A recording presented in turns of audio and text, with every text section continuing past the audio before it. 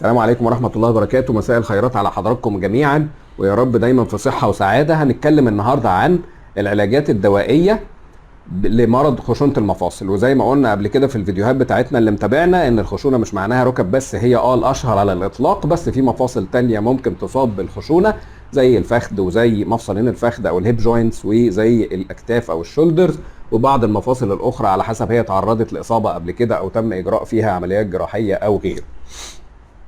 العلاجات الدوائية للخشونة بتنقسم لكذا نوع. ممكن ندي مضادات للالتهاب في وقتها حسب رؤية الطبيب المعالج، وإذا كان في التهاب في المفصل، وعرفنا قبل كده يعني إيه التهاب مفصل في فيديوهات سابقة.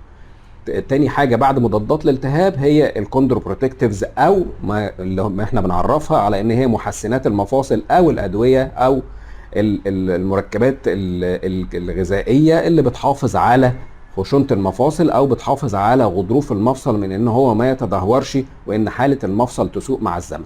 ودي انواع كتير، على سبيل المثال في جلوكوزامين وفي كوندروتين سلفيت وفي ادوية فيها الدوايين مع بعض، وبعد كده في الكولاجين.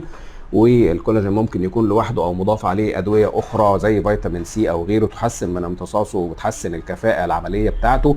وممكن تكون الادوية دي في شكل اقراص، وممكن تكون في شكل ساشيتس او باودرز، اكياس بتدوب في مية، وده بيقلل كتير من الاثار الجانبية للأدوية زي حموضة المعدة وغيرها من الآثار الجانبية للأدوية الأخرى. وممكن التوبيكالز أو الحاجات الموضعية بتستخدم برضو حسب حالة العيان وحسب رؤية الطبيب المعالج.